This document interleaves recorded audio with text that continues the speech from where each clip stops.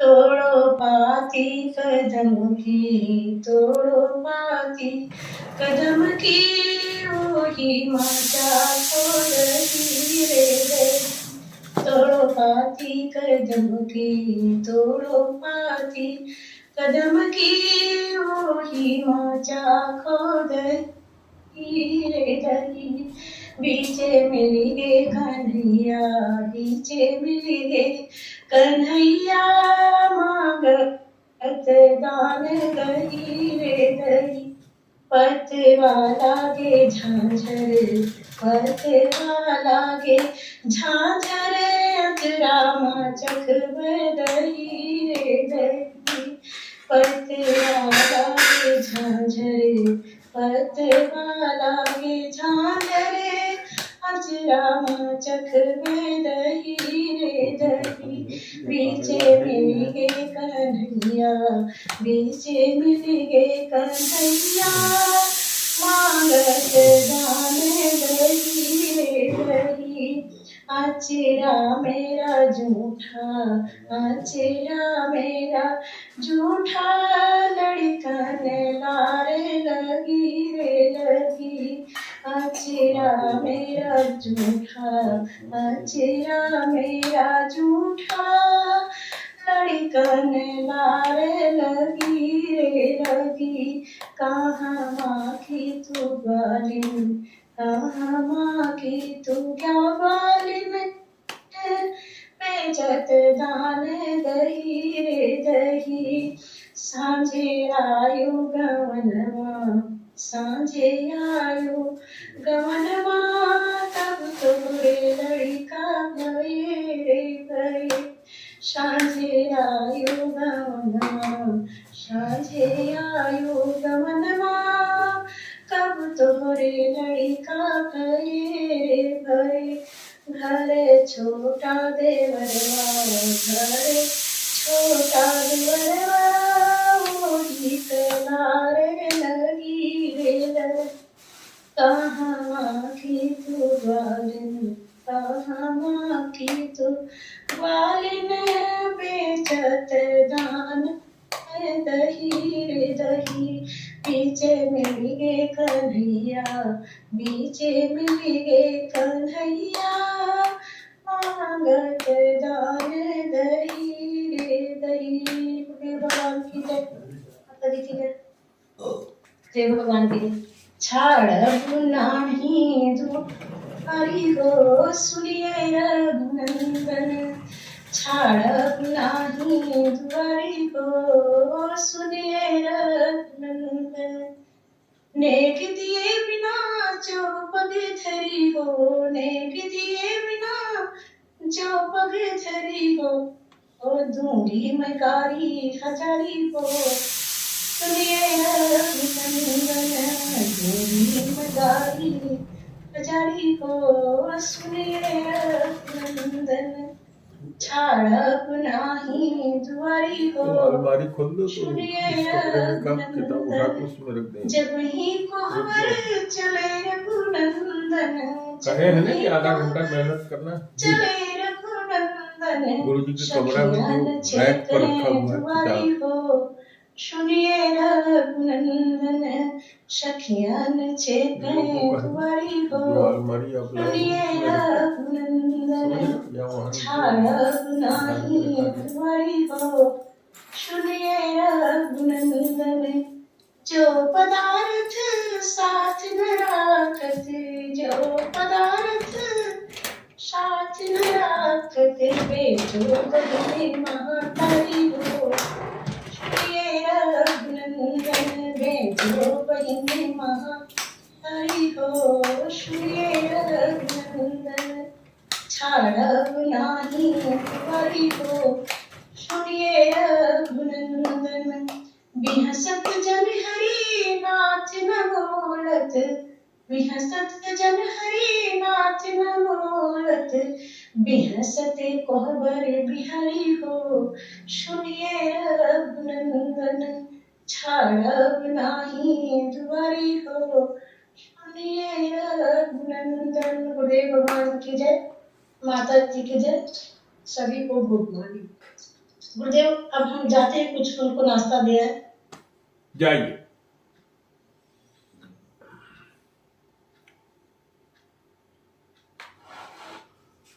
तो आज का दिन हम लोगों का आध्यात्म के लिए रहता है। स्नेहलता, अगर आप पर्दा उठाएं तो उठाइए। और सबसे पहले तो ये बताइए कि स्नेहलता, आपको निमंत्रण अपर्णा मैडम का जरूर मिला होगा। स्नेहलता,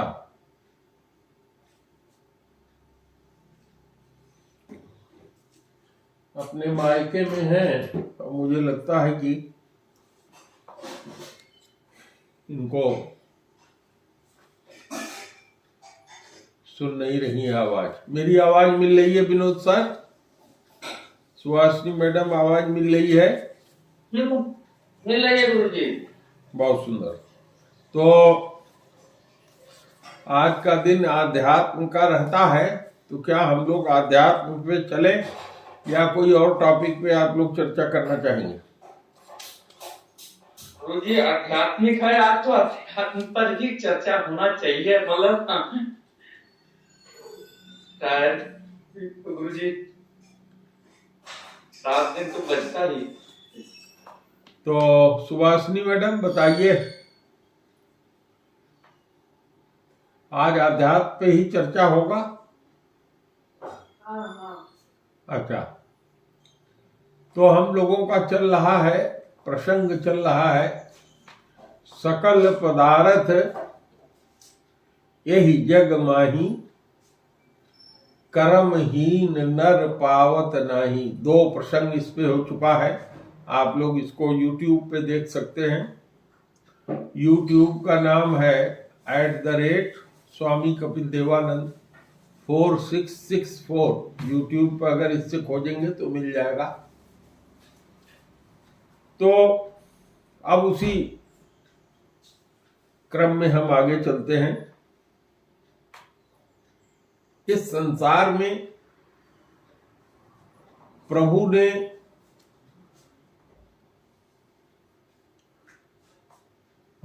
सब चीजें दिया है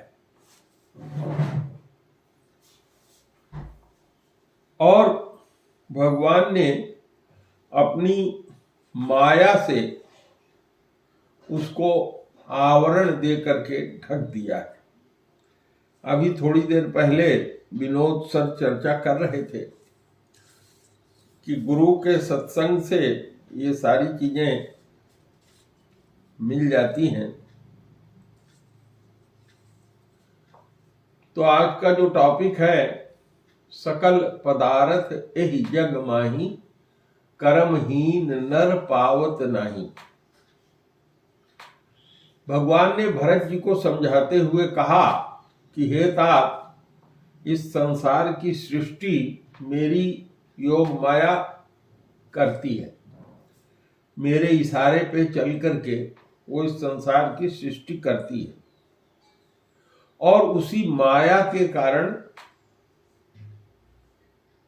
सभी चीजों में गुण भी होता है और दोष भी होता है। जैसे हम सब लोग हैं, हम जानते हैं कि हर एक जीव के अंदर, अगर सांप के अंदर जहर है तो उसके जहर में गुण भी है।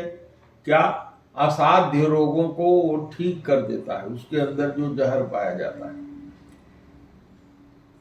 और अकेले अगर वो काट लेता है तो आदमी मर जाता है।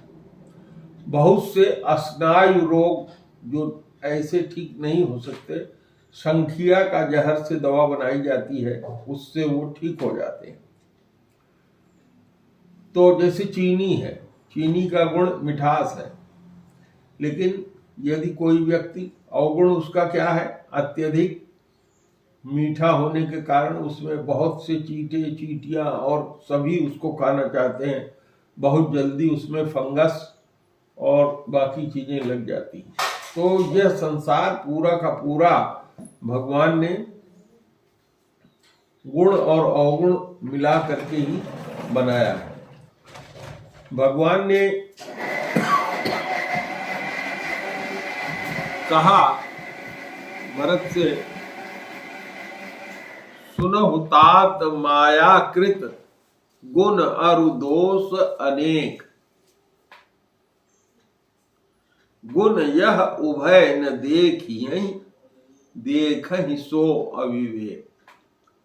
भगवान ने बताया कि विवेक क्या है। विवेक क्या है? कहा गुण को और अवगुण को दोनों को एक जैसा समझना, यानी न गुण को देखना न अवगुण को देखना। एक दिन हमने चर्चा किया था कि यह संसार भगवान ने 3 गुणों से बनाया है। भगवान ने जब शरीर धारण किया तो उन्होंने अपने अंदर 3 गुण धारण किए, सतोगुण, रजोगुण और तमोगुण। गुण माने होता है रस्सी, गुण माने होता है गुण, जिसको हम लोग गुण के रूप में समझते हैं, जो अवगुण का उल्टा है। तो भरत जी को समझाते हुए राम जी ने कहा कि हे तात, हे श्रेष्ठ भाई, सुनो, माया के द्वारा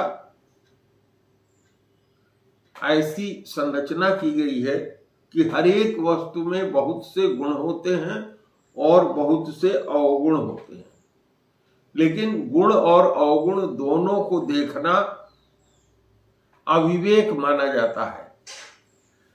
विवेक क्या है? विवेक यही है कि न तो गुण को देखे और न अवगुण को देखे। तो विवेक कब होता है? पतंजलि जी ने योग दर्शन दिया है। पतंजलि जी में योग दर्शन में समाधि पाद में जब आप जाते हैं तो सबसे अंत में जब योगी योगारूढ़ हो जाता है तो उसके अंदर जो बुद्धि उत्पन्न होती है, जो उसके अंदर बुद्धि परिवर्तित होकर के हो जाती है, उसको कहते हैं विवेक। क्या विवेक? गोस्वामी जी ने कहा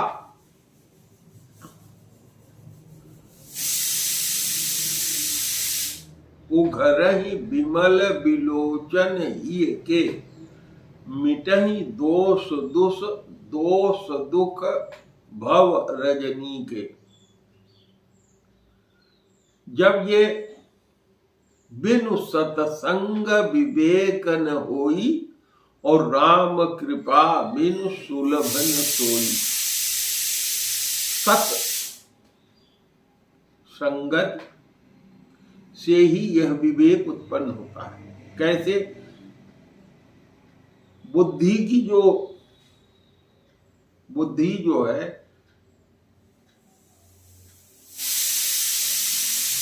ये क्या है? छोटी बहन है। किसकी? मन की। मन की 3 बहनें हैं। मन, उसकी छोटी बहन बुद्धि, उससे छोटी बहन चित्त, और उससे छोटी बहन अभिमान, अहंकार। तो ये 3 छोटी बहनें हैं मन की। मन, बुद्धि, चित्त और अहंकार। और इस मन की बड़ी बहन भी है। वो क्या है? बड़ी बहन को मिलने के लिए शर्त है। क्या शर्त है? सत्संग का। तो इसलिए गोस्वामी जी ने कहा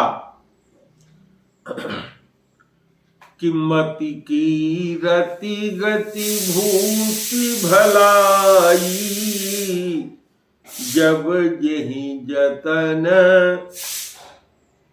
जहाँ जेहि पाई, सब जानब सतसंग प्रभाऊ। कहीं कहीं सब लिखा है, कहीं सो लिखा है। सो का भी अर्थ यही होता है कि उसी को सूचित कर रहा है। सो जानब सतसंग प्रभाऊ, लो कहूं वेदन आन उपाऊ। कोई और उपाय है ही नहीं। न लोक रीति में और न वेद रीति में। वेद रीति क्या होता है? जो वेद में विहित व्यवस्था है। विहित व्यवस्था क्या है? जैसे हर चीज की व्यवस्था है कि अगर आपको भगवान का हवन करना है तो ऐसे ऐसे करेंगे, ये कार्य पुण्य का है, ऐसे ऐसे करते जाएंगे तो पुण्य होगा, ये कार्य होगा तो पाप होगा, यह कार्य करेंगे तो ज्ञान होगा, ये कार्य करना गुण देगा, ये कार्य करना अवगुण देगा। तो यह है वेद रीति। शादी के लिए वेद ने बताया कि अग्नि के 7 फेरे करेंगे, कैसे करेंगे, सारी व्यवस्था वहां उल्लिखित। और जब शादी में आप जाते हैं तो लोकरीत भी होती है। लोकरीत क्या होती है? घर में सील का और लोढ़े का पूजन करते हैं, कुएं का पूजन करते हैं, तो वो लोकरीत होती है। तो गोस्वामी जी ने कहा कि न लोक रीति में और न वेद रीति में कोई उपाय है ही नहीं, केवल एक ही उपाय है। बुद्धि के बड़ी बहन को पाने का केवल एक ही उपाय है, अन्यथा सहज रूप में ही उसकी छोटी बहनें मिल जाएंगी। छोटी बहन मैंने क्या बताया? मन की छोटी बहन बुद्धि, बुद्धि की छोटी बहन चित्त, चित्त की छोटी बहन अहंकार। लेकिन अगर ये सत्संग मिल गया, अहंकार की तरफ अगर वो पहुंच गया तो नाश। अब बुद्धि की, मन की बड़ी बहन की तरफ आइए। ये बड़ी बहन कब मिलेगी? जब मति अच्छी हो जाएगी। अच्छी मति, अगर आपकी कीर्ति अच्छी होनी हो तो अच्छी मति होगी, सत्संग होगा तो कीर्ति अच्छी हो जाएगी। गति, गति कहते हैं सदगति और दुर्गति। भूति, भूत का मतलब होता है ऐश्वर्य। भूति, गुरु पद नख की जब वंदना करते हुए गोस्वामी जी कहते हैं तो कहते हैं कि गुरु की जो विभूति है वो भगवान शंकर के शरीर पर लगाई हुई विभूति के समान है। तो विभूति का मतलब होता है ऐश्वर्य, जिसके प्राप्त हो जाने से भगवान शंकर के शरीर में लगी हुई जो भभूत होती है वो शमशान घाट का मनुष्य जब जलाया जाता है, स्त्री या पुरुष कोई भी, तो उसका जो राख होता है उसी को भगवान शंकर अपने ऊपर पोतते हैं, लपेट लेते हैं, जो कि इतना अपवित्र होता है कि जहां शमशान घाट पे कोई जाना नहीं चाहता और उसको छूने के बाद छूना तो चाहता ही नहीं, ऐसी चीज वो लगाते हैं। लेकिन वो भभूति कहलाने लगती है जब उनके शरीर पे जाती है, तो उसका असर क्या होता है? अगर वो भभूति गिर जाए तो मरे हुए मृगचर्म जिस पे वो बैठे हुए हैं वो क्या हो जाता है? जिंदा हो जाता है, जीवन पा लेता है।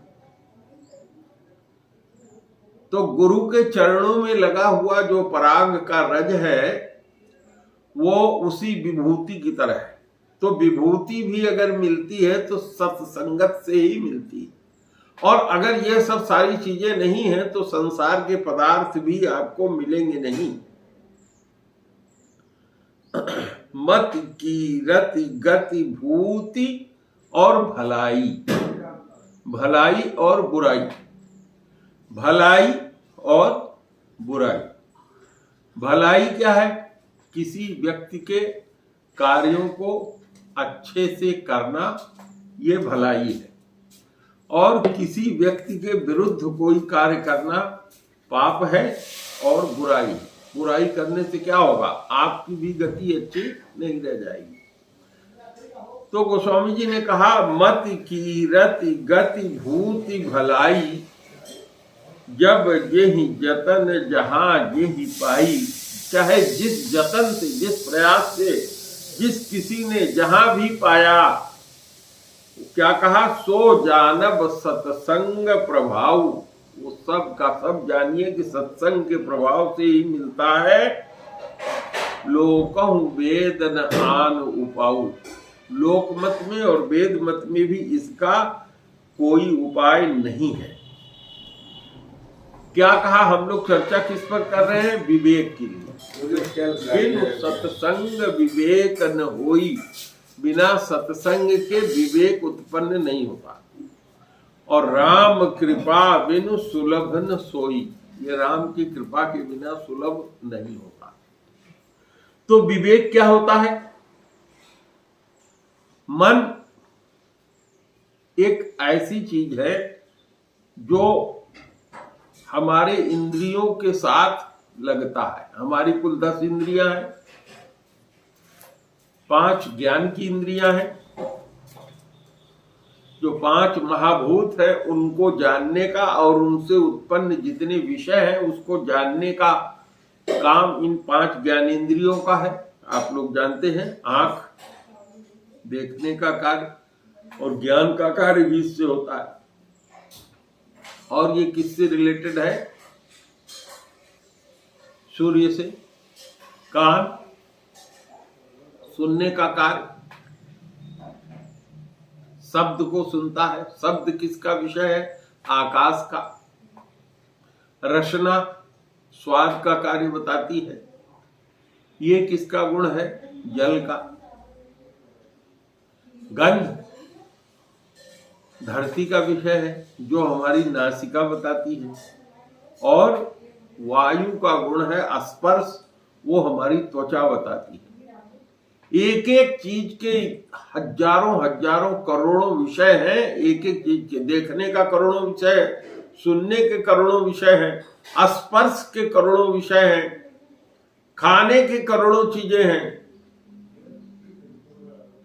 तो एक एक विषय करोड़ों करोड़ों है। कई जीवन बीत जाए उसको पूरा हो। इसी तरीके से भोगने के लिए,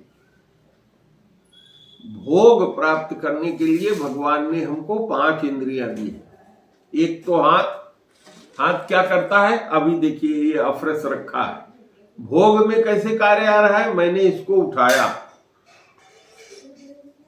और मुंह लगा के पी लिया, तो ये भोग का कार्य हुआ।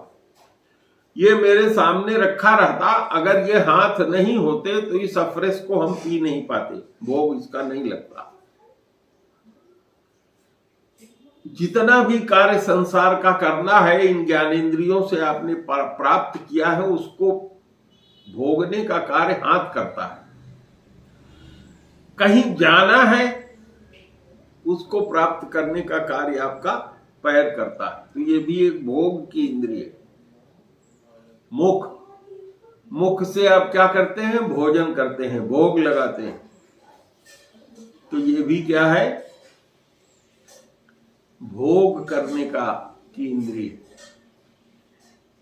गुदा, ये भी उपभोग करने की इंद्रिय है, अर्थात हमारे शरीर में जितने अवशिष्ट रहते हैं उनको निकालता है।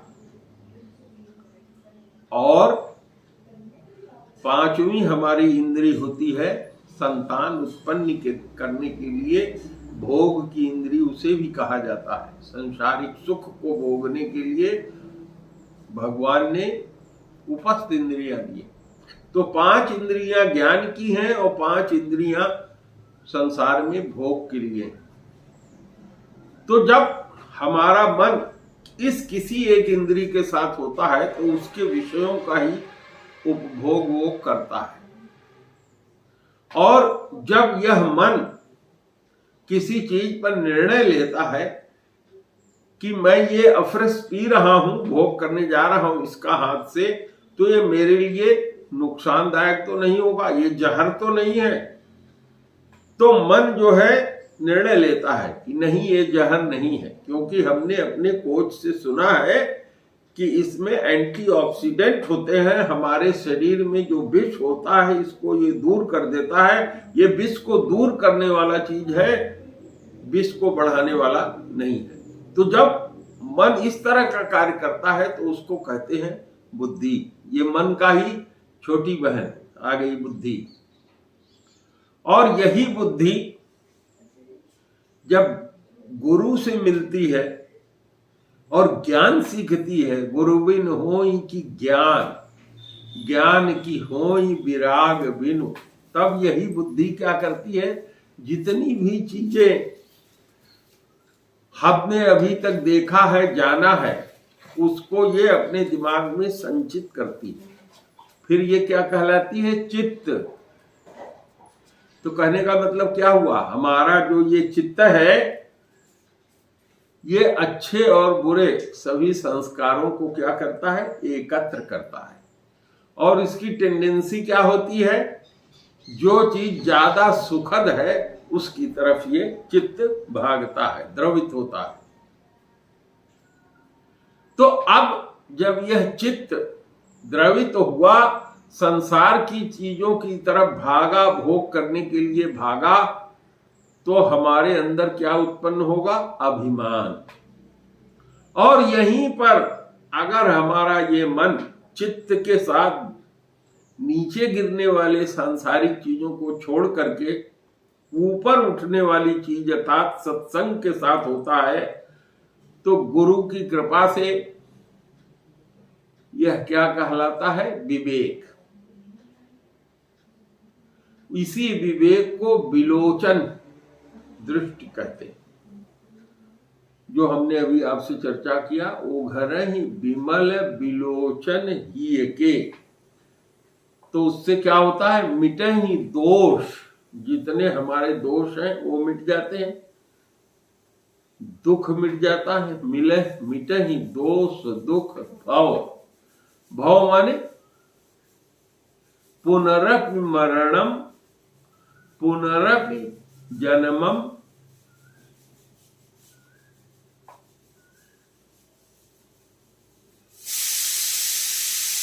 बार बार मरना, बार बार जन्म लेना, और पुनरपि माता उदरे गमनम, बार बार मां के उदर में जन्म लेने के लिए आना।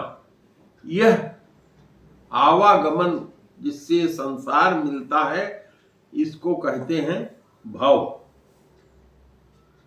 मिटहि दोष दुख भव, इन सबों को क्या कहा जाता है? रजनी। सब अंधेरे का प्रतीक है, इनको डार्कनेस कहा जाता है, क्योंकि ये नीचे ले जाते हैं। अंधेरे में हमको कुछ दिखता है?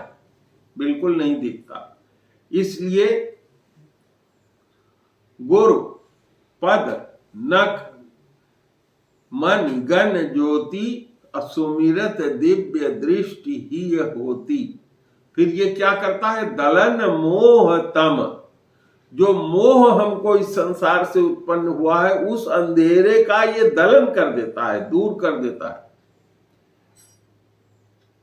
दलन मोह तम सो सप्रकाशु, प्रकाश उत्पन्न करता है। तो हमको जब सत्संग मिल जाएगा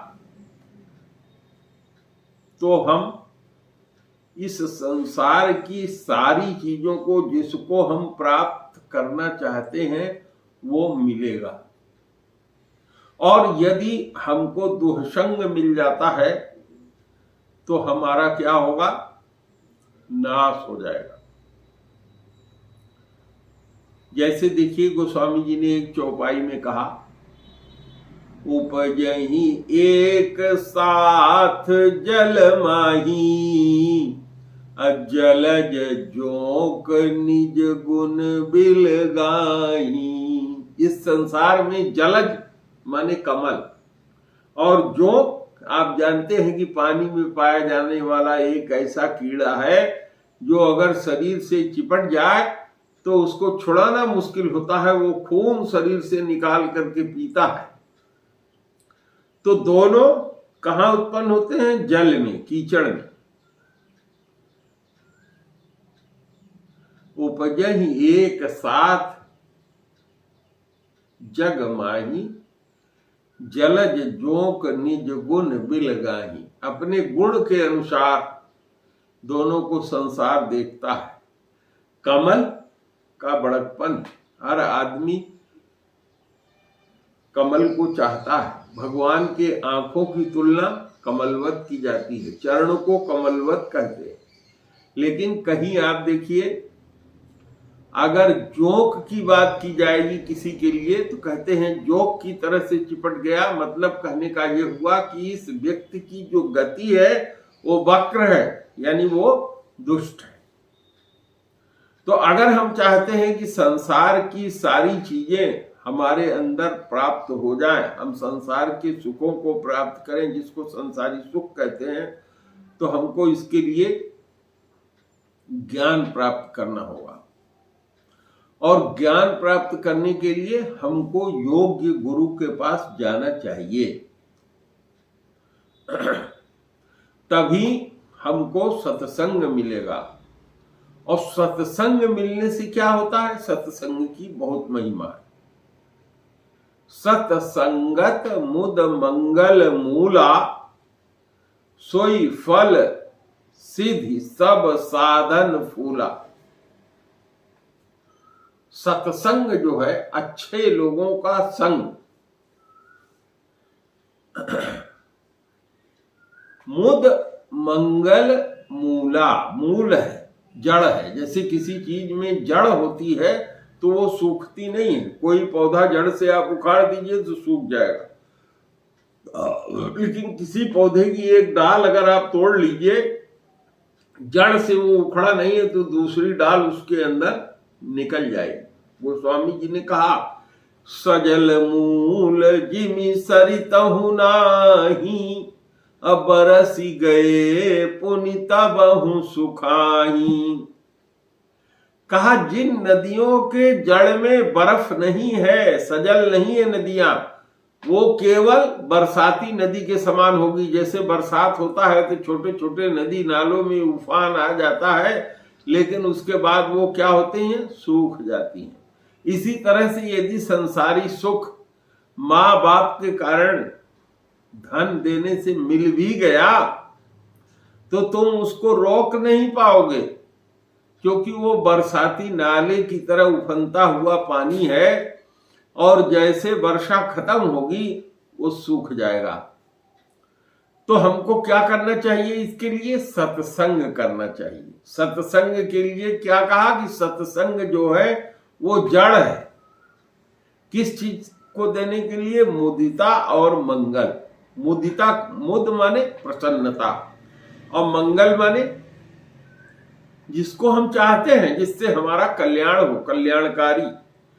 मुद माने प्रसन्नता और मंगल माने कल्याण। अगर किसी व्यक्ति का कल्याण होना हुआ तो उसको जरूर प्रसन्नता मिलेगी, और यदि प्रसन्नता नहीं मिलती किसी कार्य को करने से, तो इसका मतलब क्या हुआ? वो कार्य सत्संग का नहीं है, वो कार्य अच्छा नहीं है। तो क्या कहा? सत्संग ही मूल है, जड़ है प्रसन्नता का और खुशहाली का, प्रसन्नता का और मंगल का। सत्संगत मुद मंगल मूला, असोई फल। सत्संग ही फल है। सत्संग को क्या बता दिया? ये एक फल है। फल कब आता है? किसी पौधे को आप लगाइए तो उसमें पहले जड़ निकलेगा, बढ़ेगा, जड़ जमीन से पकड़ेगा, तना निकलेगा, पत्तियां निकलेगी। पत्तियां निकलने के बाद जब सीजन आएगा तो उसमें उसका बौर निकलेगा। जैसे आम में इस समय आप देख रहे हैं, आम जब लगेगा तब उसके फल उत्पन्न होंगे, और फल जब उत्पन्न होगा तभी आपको उससे मीठा जूस मिलेगा। और अगर आप आम के डाल को तोड़ करके चबाने लगे, आम के पत्ते को चबाएं, उसकी छाल को चबाएं, उसके जड़ को चबाएं, तो क्या आपको वो सुख मिलेगा जो आपको आम के खाने से मिलता है? नहीं। तो क्या होगा? कारज धीरे होत है और काहे होत अधीर, समय परे तरवर फले केतिक सींचो नीर। हमको वो काम करना चाहिए कि जिससे हमको हमारा कार्य सुफल हो, सुंदर फल मिले। और सुफल कब होगा? जब सत्संग के साथ होगा। तो सत्संग ही एक फल है, यही सिद्धि है। सत्संग का मिल जाना क्या है? फल है। सत्संग का ही मिल जाना सिद्धि है। बाकी संसार में जितनी चीजें हैं सब क्या है? साधन है। बाकी सारी चीज साधन है। साधन को क्या कहा जाता है? साधन फूल है। साधन फूल है, क्योंकि फूल जब बढ़ेगा तब उसमें फल आएगा। तो साधन है फूल और फल उसमें उत्पन्न होगा। तो सत्संग क्या है? फल है और बाकी चीजें सब फूल है। और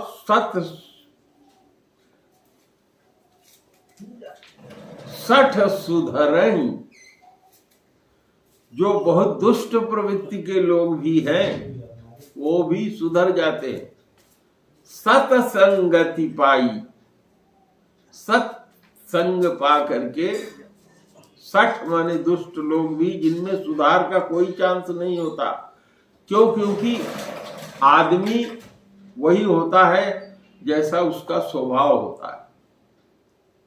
आदमी वही होता है जैसा उसका स्वभाव होता है।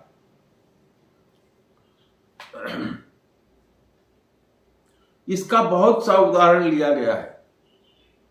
उधरहि अंत न होई निबाहु, काल नेम जिमि रावण राहु। जैसे प्याज को आप उघाड़ते जाइए अंत तक उघाड़ते जाइए तो उसमें पत्ते ही पत्ते निकलते हैं। केले के खंभे को अगर आप छीलते जाएं तो उससे तने का छिलका ही छिलका निकलेगा, अंत में उसमें कुछ नहीं निकलता। उसी तरीके से व्यक्ति का जो स्वभाव होता है, वो उसका स्वभाव भी अगर खराब हो गया है और वो सत्संग में आ जाए, क्योंकि व्यक्ति वही होता है जो उसका स्वभाव होता है, तो अगर सत्संग उसको मिल जाए, संयोग से भी मिल जाए, एक बार भी मिल जाए, तो उसमें सुधार हो जाएगा और संसार की जितनी चीजें वो प्राप्त करना चाहता है सब उसको प्राप्त हो जाएगा। इसीलिए कहा कि जो दुष्ट है वह भी सत्संगत पा करके सुधर जाता है। जैसे पारस पत्थर को चाहे फेंक करके लोहे से मारिए पारस पत्थर को, चाहे पारस पत्थर को पटक दीजिए लोहे के ऊपर, अगर लोहा छुआई पड़ गया पारस से तो सोना ही हो जाएगा। और यदि संयोगवश कोई व्यक्ति कुसंगत में भी पड़ गया है तो बहुत सज्जन है तो भी उसका व्यवहार कैसे होने लगता है? जैसे सर्प के फन में जहां जहर बसता है वहीं पे मणि भी बसती है। तो दोनों के गुण क्या है? अलग अलग है। अगर जहर ऐसे सांप ने काटा है जो फन वाला है और जिसके अंदर मणि बसती है तो कोई दवा उसकी नहीं है, मृत्यु सुनिश्चित है। लेकिन अगर जहर मोहरा यानी जहर को मारने वाला वो मणि जिसको जहर मोहरा कहते हैं, अगर किसी सांप को मारने के बाद किसी के प्राप्त है, कैसा भी सांप काटे, यदि उस जहर मोहरे को घोल करके उसको उसका पानी पिला दिया जाए तो सारा जहर उतर जाएगा। तो किस चीज का असर है? संगत का। वही जहर मोहरा जब सांप के साथ है, जहर के साथ है उसके, तो कोई उपाय नहीं है। और वही जब अलग है तो उसका गुण क्या हो जाता है? जीवनदायी हो जाता है। और जब वो सांप के विष के साथ है तो उसका गुण क्या है? मृत्यु कारक है। तो कभी कभी हम नहीं चाहते, लेकिन विधिवश ऐसी स्थिति उत्पन्न हो जाती है कि कुसंगत मिल जाती है। वह भी कुसंगत अगर सत्संग मिल जाए तो सुधर जाता है। गोस्वामी जी ने इसीलिए रामायण में कहा, तात स्वर्ग अपवर्ग सुख धरिय तुलाय कयंग अतुलन ताहि सकल मिली जो सुख लव सत्संग। ये कहाँ प्रसंग आया है? लंकिनी नाम की एक निश्चरी थी। हनुमान जी लंका में प्रवेश करना चाह रहे थे, अपने कार्य में वो लगी हुई थी। हनुमान को देख करके उसने कहा, तू लंका का चोर है, मेरी आज्ञा के बिना घुस रहा, इसलिए तू चोर है। तो हनुमान जी ने उसको समाप्त करने के लिए एक मौका मारा और उसका जबड़ा टूट गया। लेकिन जितना वो बोल पा रही थी उससे उसने मरते मरते कहा कि हे तात, हे हनुमान जी, स्वर्ग, तात स्वर्ग का सुख, अपवर्ग का सुख। स्वर्ग का सुख क्या होता है? स्वर्ग वो स्थान होता है जहां आप यदि चले जाएं, आपकी जो इच्छा होगी खाने को वो मिल जाएगा, आपके शरीर से पसीना नहीं निकलेगा। आप जब तक वहां है सुगंध ही सुगंध आपके शरीर से मिलेगी, सुगंध में ही रहना है आपको, जो इच्छा करेंगे सो प्राप्त हो जाएगा। यह कहलाता है स्वर्ग। और अपवर्ग क्या होता है? 4-5 तरह की मुक्तियां। 5 तरह की मुक्तियां कौन कौन है? भगवान जब इस तरह का कोई पुण्यात्मा हो जाता है तो उसको जीवन मरण से, भव से मुक्ति दे देते हैं। तो ये मुक्ति क्या कहलाती है? एक तो सालोक की मुक्ति कहलाती है। भगवान का लोक जो बैकुंठ है, उस बैकुंठ लोक में वो भगवान के साथ निवास करता है, सालोक। दूसरी मुक्ति क्या कहलाती है? सारूप्य। जैसे भगवान का रूप है, चतुर्भुजधारी भगवान है, उस तरह से भगवान अपने भक्त को 4 भुजा दे देते हैं। 4 भुजा का वो हो जाता है, जहां चाहे जहां जैसे भगवान जाते हैं वैसे वो जा सकता है, चाहे जिसकी भलाई कर सकता है, सबका कल्याण कर सकता है। तो इस तरह की मुक्ति कहलाती है सारूप।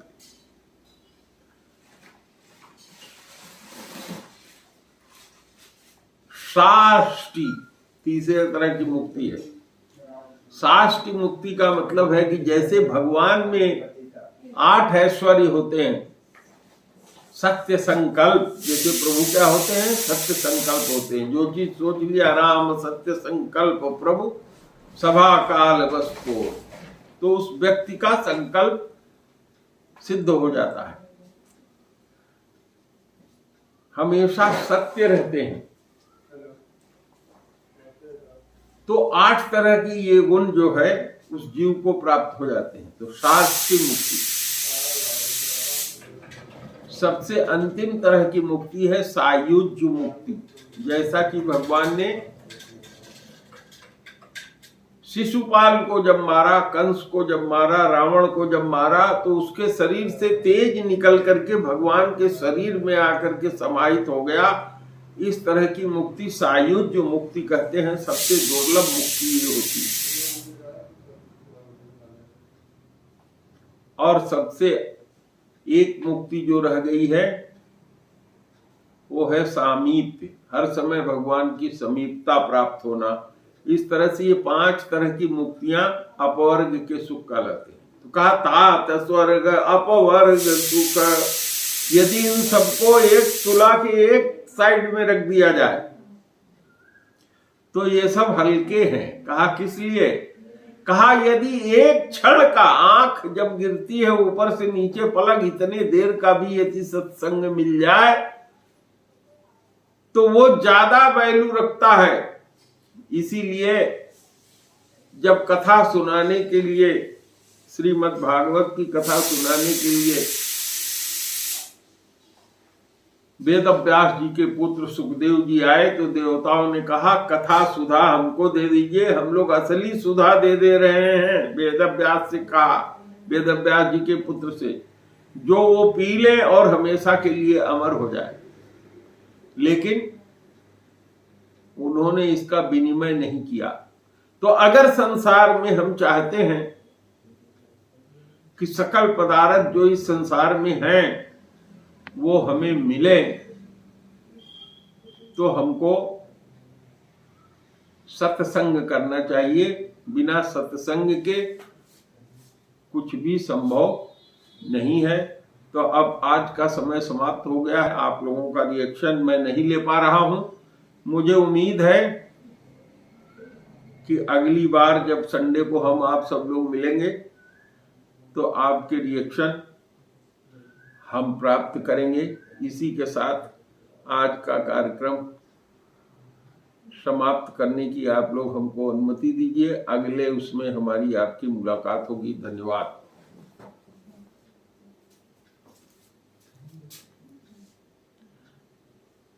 मनोज, ये रिकॉर्डिंग हो रही है? जी। कहाँ हो रही है?